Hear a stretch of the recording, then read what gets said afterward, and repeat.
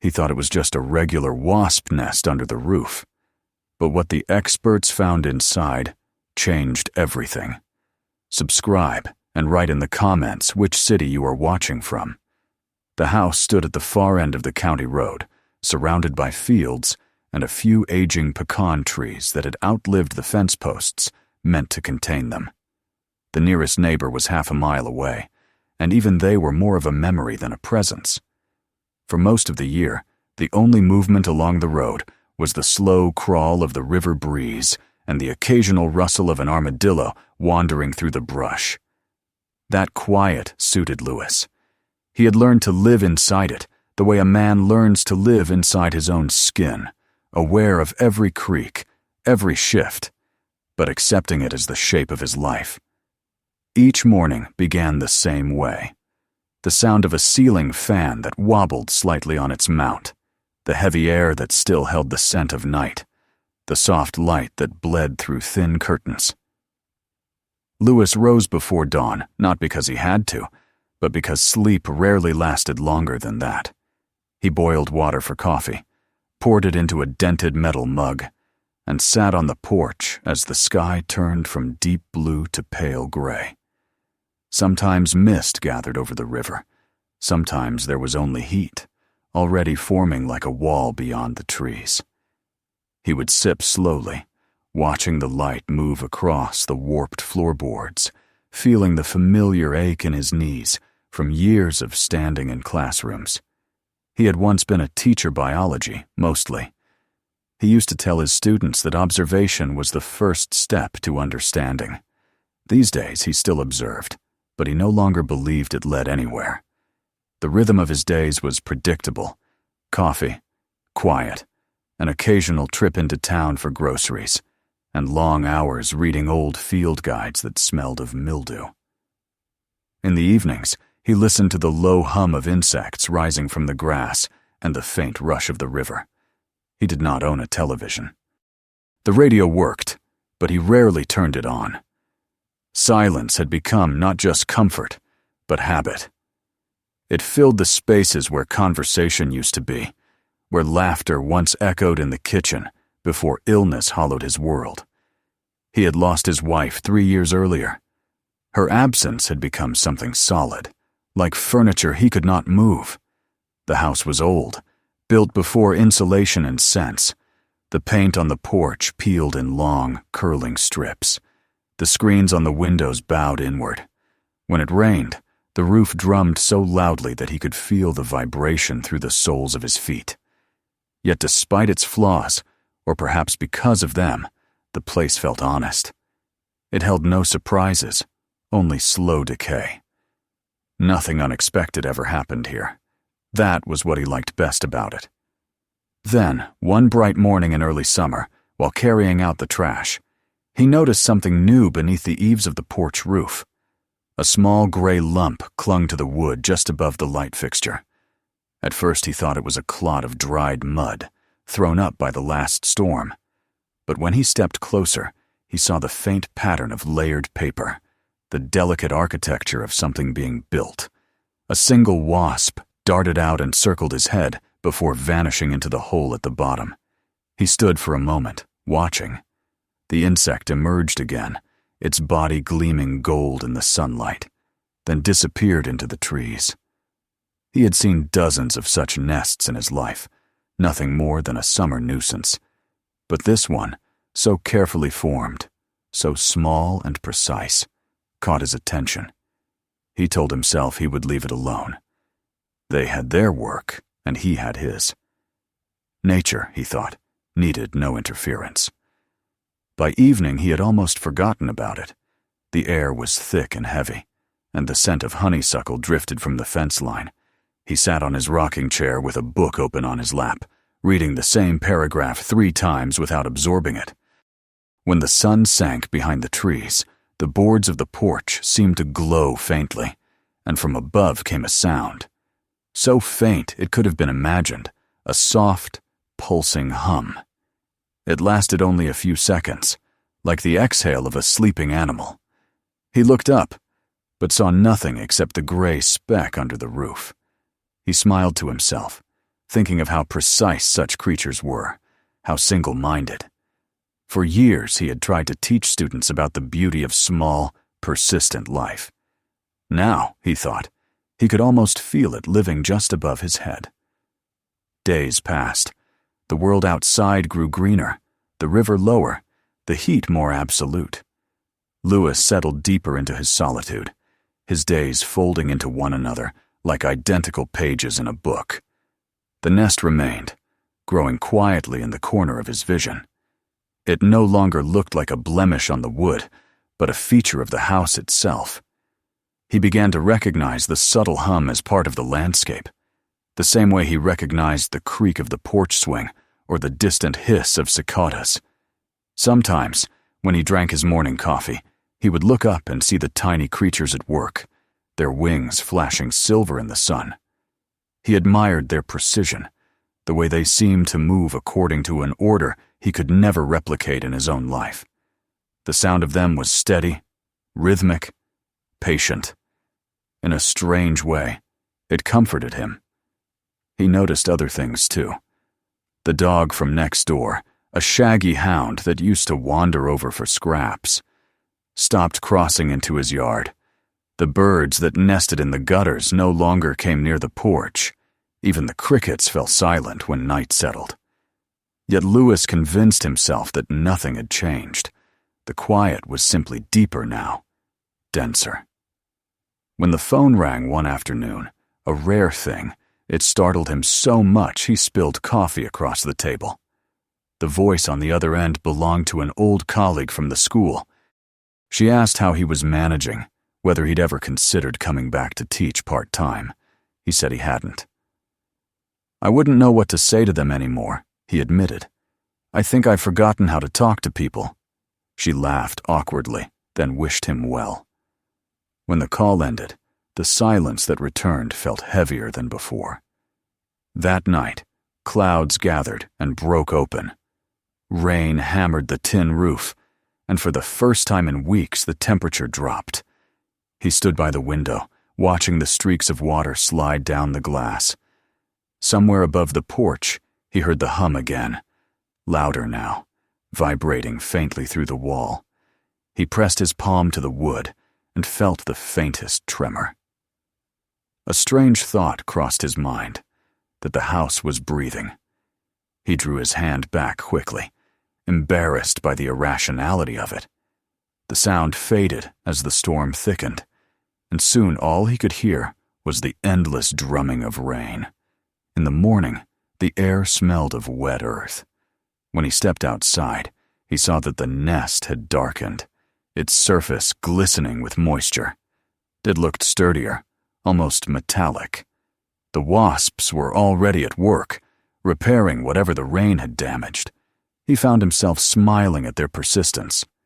For a moment, standing in the golden light of early sun, he thought that maybe they reminded him of his younger self, methodical, patient, certain that work could keep the world in order. As summer deepened, the pattern of his days narrowed further. He no longer bothered going into town except when absolutely necessary. The radio gathered dust.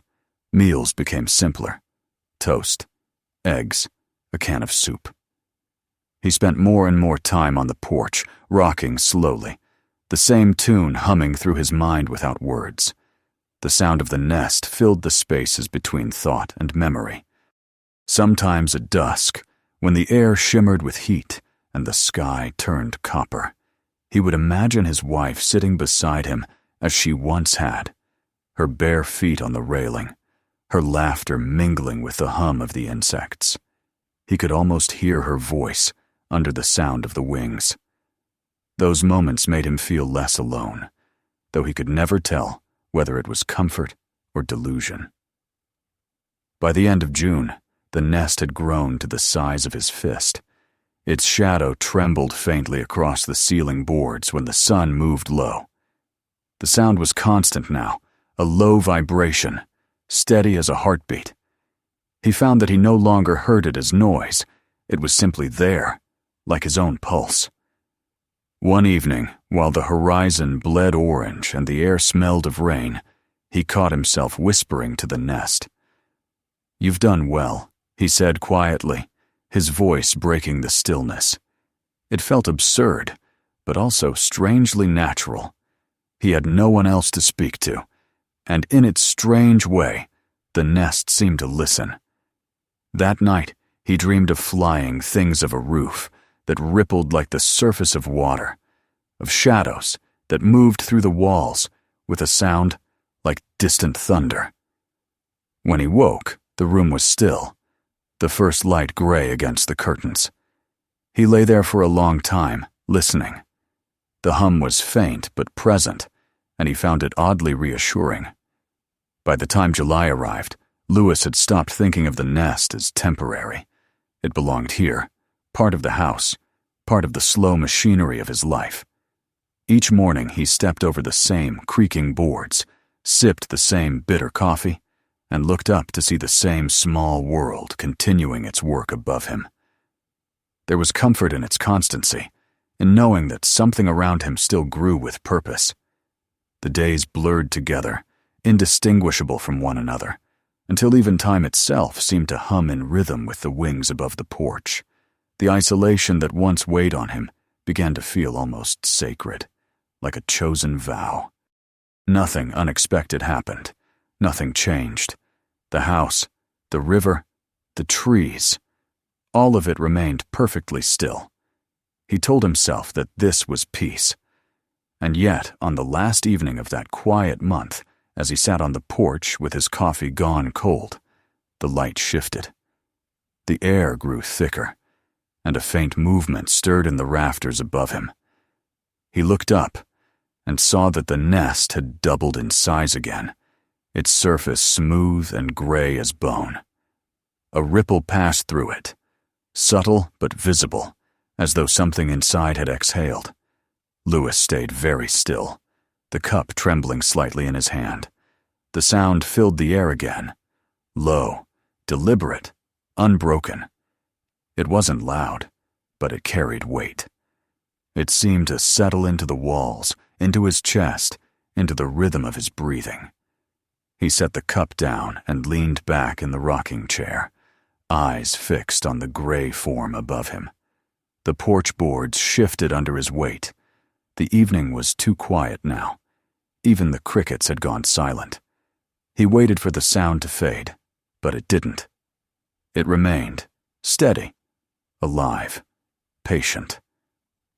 When he finally rose and went inside, he paused in the doorway and looked back once more. The nest hung motionless in the gathering dark, but the air around it seemed to pulse faintly, as if the house itself had begun to hum. He closed the door behind him, leaving the sound outside, or perhaps carrying it in with him. By August, the summer heat had become relentless. The air itself seemed to carry weight, pressing down on the roof until it groaned softly at night. The grass around the porch turned yellow and brittle, and the river behind the house sank into a narrow ribbon, slow and brown, whispering through reeds. Inside, the air never moved. The curtains hung limp. Even the clocks seemed slower, their ticking buried beneath the soft, constant vibration that had become part of Lewis's life. The sound had changed over the weeks deeper now, more resonant. It was no longer just a background hum, but something with a rhythm of its own, almost like breath. He could feel it when he walked across the porch, a faint tremor under the soles of his feet. It made the boards seem alive. When he pressed his hand to the wall, the vibration passed through his skin, steady and slow. It was the sort of sensation a man might imagine if he stood close to another person's chest. But there was no one else. Only the house, and the thing that had claimed its edge. The nest had grown again. From a distance, it looked like an ornament round, sculpted, strangely elegant. Up close, it was a mass of layered paper and ash-colored fibers, larger than a man's head. The sound came from within, a murmur that never ceased, as if it were a living machine hidden under the roof. Sometimes, when the light hit it at a certain angle, the surface seemed to shift faintly, like the slow movement of water under ice. Lewis told himself it was still just a wasp nest. There was nothing extraordinary about it. In all his years teaching biology, he had explained to students the logic of such construction. Cellulose mixed with saliva, hardened into paper, a miracle of instinct. He even tried to recall the exact species that built such perfect spheres. But when he reached for the answer, it slipped from him like a word in another language he no longer spoke. He had stopped using the front porch entirely. The rocking chair remained there, a ghost of habit. Sometimes, standing behind the screen door, he caught sight of it swaying slightly, though there was no wind. It unnerved him. Instead, he began to take his coffee inside, by the kitchen window, where he could still see the porch without being beneath it. That window became his new boundary line, the thin sheet of glass separating him from the thing he had allowed to grow. The days stretched into each other.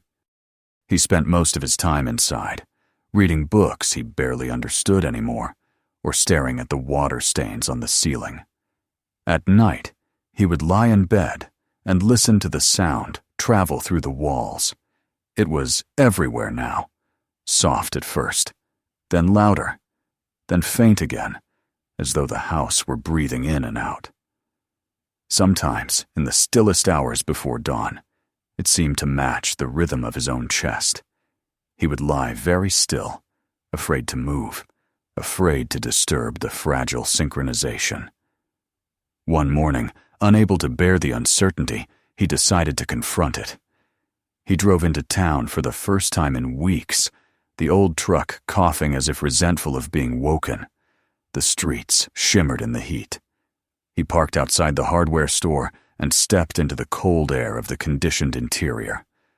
The man behind the counter, young enough to be one of his former students, nodded politely, but with the distant indifference small towns reserve for the solitary. "Need something strong for wasps," Lewis said, his voice hoarse from disuse. The clerk handed him a can of spray, bright red and yellow, promising instant kill. "Don't stand too close," he warned with a grin. "If it's hornets, they'll come after you. Nasty things. You'll know soon enough." Lewis paid, said little else, and drove home with the can beside him on the seat. The sun hit it in intervals as he passed through patches of shade, the colors flashing like a warning. When he reached the house, he parked in the same place as always, switched off the engine, and sat there for a long time. The hum was audible even through the closed windows of the truck. He waited until evening, when the air cooled slightly and the insects outside began their nightly chorus. Then he took the can, stepped onto the porch, and aimed it at the gray sphere under the roof. For a moment, the vibration seemed to stop.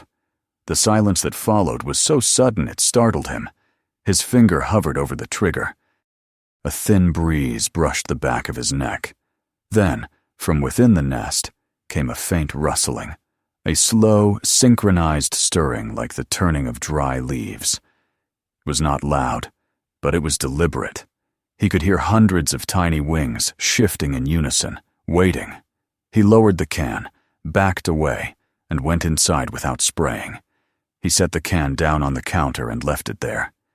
That night, he dreamed that something large and unseen moved through the walls, whispering in a language made of wings. When he woke, the sound was gone, but the feeling remained. The house had listened to him dream. The next morning, he avoided the porch completely. The thought of stepping beneath the nest filled him with an unfamiliar unease. Not quite fear. Not yet. But the sense of trespassing in a space that no longer belonged to him. He stayed inside with the blinds half drawn. The light fell in strips across the dusty floor. He tried to read, to focus on the printed words, but the hum seemed to find him everywhere. It pulsed through the air vents, the floorboards, even the thin glass of his coffee cup. He thought about moving out just for a while. There was a motel in town, cheap and mostly empty.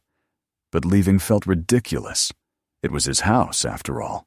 He had lived through storms, repairs, illness, and grief. A few insects could not chase him away. The idea of packing a bag felt like surrender, and so he stayed. As the days passed, the nest grew darker, denser. The outer shell glistened faintly, as though coated in oil. The sound had deepened to a low drone, rising and falling in waves. Sometimes he would wake at night, convinced that the floor beneath his bed was vibrating. He pressed his ear against the wall once, just to prove it wasn't real, and heard it clearly. The low, steady beat, pulsing like a faraway drum. He told himself he was imagining it. He told himself it was the plumbing, the river, his own heartbeat. But the explanations failed to quiet him. The sound persisted, patient, absolute. It filled every gap left by thought. One evening, the power flickered and went out. The house sank into darkness. Through the open window came the smell of heat and dust, and beneath it, that endless hum. He lit a candle, its flame trembling in the still air.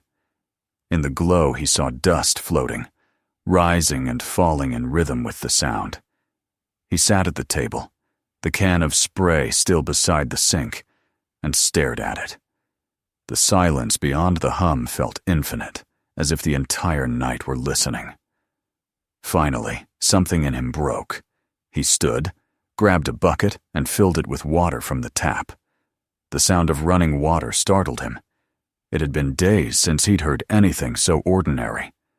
Carrying the bucket to the porch, he felt his heart pounding, fast and shallow. The night was heavy with moisture. The nest hung motionless above him, huge and perfect in the candlelight spilling from the window. He threw the water upward in one fierce motion. The splash hit the nest with a wet crack, tearing part of its surface. For a heartbeat, there was silence. Then the air erupted. A swarm burst out like a cloud torn open. The sound was a roar, dense and electric. Lewis stumbled backward, dropping the bucket, shielding his face. The insects circled in a furious vortex, their wings catching the light in sharp metallic flashes. He felt one strike his cheek, another brush against his ear. He ran inside, slammed the door, and pressed his back against it, breathing hard. For a long time he didn't move. The hum outside became a storm, rattling the window panes. He could hear them striking the glass, the soft patter of bodies against wood. It was a sound both delicate and relentless. His breath came in ragged bursts, his shirt clinging to his skin. He waited for them to stop, but the noise only shifted. Less frantic now, slower, deeper, like a single vast organism reorganizing itself. He turned off the light and sat on the floor. The shadows in the room seemed alive, vibrating faintly with the rhythm outside. The house groaned softly as though under pressure. It felt, for the first time, inhabited. Not by him, but by something older and more deliberate. He stayed there until the first trace of dawn crept through the blinds. The swarm had quieted, the world holding its breath. When he finally dared to look out the window, the nest still hung in place, torn but intact, its edges already darkened where they had begun to rebuild. He realized then that the fight had never been equal. He had merely disturbed something vast and patient enough to repair itself before morning. The thought chilled him more than the sting of any insect could. That day he did not step outside. The air in the house felt heavier, almost liquid, carrying the faint sweetness of decay. He thought of calling someone, but the idea of strangers walking through his door, touching his things, felt unbearable. He would wait. The nest would die when the cold came. It always did. But as he sat there, staring at the streaks of morning light crawling across the floor, he began to notice something else. The vibration was no longer confined to the porch. It was everywhere, traveling through the beams and walls like blood through veins. He could feel it in the table beneath his hands, in the floor under his bare feet, even in the air between his breaths. When night fell again, he lay in bed with his eyes open, staring at the ceiling. The hum filled the darkness, a pulse slow and steady. It rose and fell with the rhythm of his heart until he could no longer tell where one ended and the other began. He turned onto his side, pressed his face into the pillow, and tried not to listen. Outside, under the roof, the nest pulsed faintly, alive and mending. Inside, in the darkness, Lewis breathed in the same rhythm, his chest rising and falling with the house that had begun to breathe along with him. When morning came again, it arrived with a pale light that made the house look hollow. Dust floated through the air in thin ribbons, stirred only by the slow turning of the fan. The night before had left Lewis sleepless, his thoughts tangled with the sound that no longer seemed to belong entirely to the insects. It was as though the rhythm of the nest had fused with the house itself, spreading through every wall, every nail, every floorboard. He woke feeling older, his body stiff and his heartbeat heavy and uneven. For a moment he sat on the edge of the bed and waited for the hum, expecting it, like one expects the sunrise. It came, faint and steady, vibrating softly in the air like a faraway engine. He told himself it was nothing, that he could learn to live with it the same way people learn to live near railroads or rivers. But when he opened the door to the hallway, he could feel it again under his bare feet, pulsing in the wood, following him as he walked. He made coffee and drank it without tasting it. Through the kitchen window, the porch glowed faintly in the sunlight. The nest was there, swollen and gray, its surface gleaming faintly, as if sealed with varnish. He could see patches where the outer layers had been torn, the marks of his failed attack. But already the wounds had been repaired. The thing was whole again. He wondered how many lived inside now, hundreds, maybe thousands. The thought made him shiver. The house was no longer his, it was shared, though not by choice. By noon, the air was so thick he could hardly breathe. He took the phone from the wall, its cord twisted like a vine, and dialed the pest control number he found in an old newspaper ad. The man who answered had a calm voice, almost casual, as if he had heard every kind of story before. Lewis tried to explain what was happening, but his words came out uneven, too slow. "It's not just a nest," he said finally. It's part of the house now." There was a silence on the other end. Then the man replied, "We'll send someone this afternoon."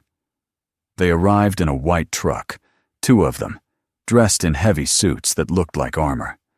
One was young and restless, tapping his gloves against the side of the truck. The other, older, moved with the slow patience of someone who had seen too many dangerous things to rush. Lewis watched them from the porch steps as they unloaded tanks, sprayers, and a long metal ladder. The older man squinted up at the roof and nodded once. "That's no wasp nest," he said quietly. "Those are hornets, southern kind. Mean as hell. You're lucky they didn't get inside." Lewis didn't answer. He just stood there, arms crossed, feeling the faint pulse of vibration through the wood. The men moved methodically, speaking little, their voices muffled behind the veils of their helmets. When the first burst of spray hit the nest, the reaction was immediate. The air erupted in a shrill, furious buzzing that filled every corner of the yard. The younger worker flinched back as hornets burst out, hundreds of them, like black sparks from a fire. They struck against the suits, against the ladder, against the windows of the house. Lewis stepped back into the doorway. The noise was unbearable, an electric roar, a sound alive with anger. The older man shouted something over the din, and a second stream of foam hissed upward, coating the nest in a pale mist that frothed and steamed in the sun. The smell was sharp and chemical, mingling with the sweetness of decay. Through the haze, Lewis saw flashes of wings, the twitching of thousands of legs. He wanted to look away, but he couldn't. Then came the fire. A small torch, a short blast of heat. The surface of the nest blackened, curled inward, and began to crumble. The sound changed, too, from a furious roar to a low, dying tremor, a vibration so deep he could feel it in his ribs. The men stepped back, the younger one shaking his arm, cursing under his breath. When the flames died down, what was left of the nest hung from the eaves like a charred lung, dripping black residue onto the porch. The yard was silent again, except for the hum in Lewis's ears. The older man removed his helmet and wiped sweat from his face. "It's done," he said, though his voice didn't sound convinced.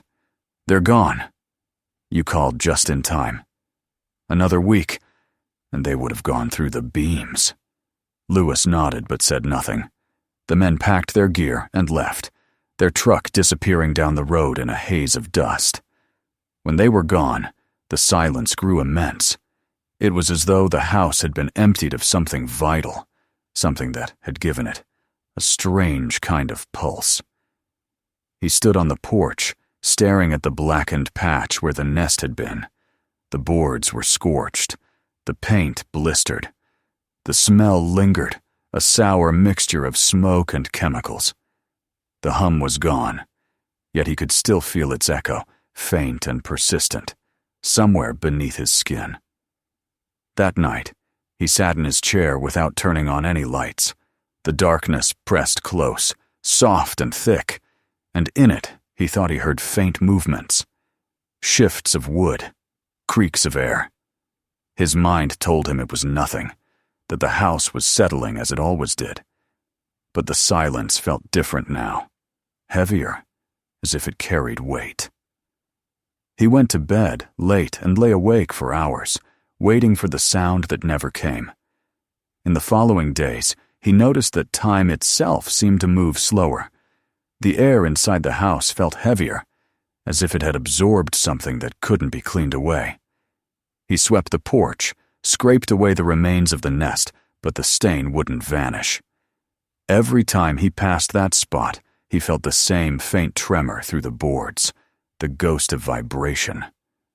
When the older pest control man returned for inspection, Lewis followed him outside.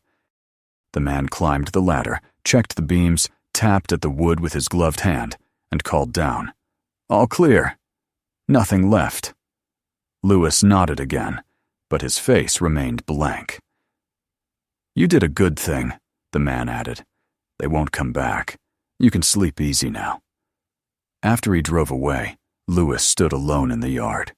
The sunlight reflected off the windows, blindingly bright, and for the first time he saw his own reflection clearly, the lines on his face, the hollow beneath his eyes. He went back inside and shut the door behind him. The silence inside the house swallowed him whole. The nights that followed were worse. The silence was no longer peace but a pressure. He found himself listening for the hum, straining for it, craving it the way one craves the ticking of a clock in a still room. The absence of it became unbearable. His heart filled the gap instead, loud and insistent, until he could no longer tell if the sound he heard was memory or pulse. Sometimes he thought he heard wings again, faint, fleeting, like whispers behind the walls. He knew it was impossible, but the thought comforted him. Once, he even left the back door open, standing there in the cool night air, hoping that something would return to fill the emptiness. Nothing came. Only the sound of the river, slow and tired, passing through reeds. Days turned into weeks. He rarely left the house now. Food lost its taste. Sleep became shallow. The house creaked and sighed in the heat, the boards expanding, contracting, breathing. He began to think of it as alive again, but this time its breath was his own. When he sat still long enough, he could feel the two rhythms merging, the fading heartbeat of the house and the stubborn one inside his chest. On one particularly still morning, he stepped onto the porch and stood beneath the empty eaves. The sky was pale blue, the kind of color that made everything beneath it look washed out. He ran his hand over the charred spot where the nest had been. The wood felt smooth now, worn down by sun and time. He closed his eyes and waited. For a long while there was nothing as the sound of wind moving through the grass. Then, deep within himself, he felt it. A soft vibration, faint and familiar, like the memory of wings. He smiled then, though it was a tired, distant smile. The fear was gone. In its place was something quieter, something he couldn't name. He turned and looked at the doorway, at the dim interior of the house, where the air shimmered faintly with heat. The silence inside seemed to breathe again, soft and patient. That evening, as the sun fell low and the river shimmered in the distance, he sat in his chair with the window open. The smell of smoke and dust drifted through. The world outside was calm, but within that calm, he could still sense the rhythm slow, persistent, his own heartbeat echoing through the hollow boards. It was not loud enough for anyone else to hear, but it filled the room completely. He leaned back, eyes half closed, listening. For a moment, he could almost believe that the house had simply absorbed what the nest once gave it, that it had kept the sound alive, hidden in the wood and the walls. And perhaps, he thought, that was enough. The last light of the day touched the porch and faded. The silence grew deeper, richer, alive in its own way. Lewis sat very still, breathing with it, the two of them, man and house locked in the same quiet rhythm. Somewhere, beneath the layers of paint and memory, the echo of that living hum still pulsed faintly, as if neither it nor he had ever truly gone. He no longer tried to tell the difference. If this story moved you, make sure to subscribe for more real stories. Watch the next video, and share this one with someone who needs to hear it.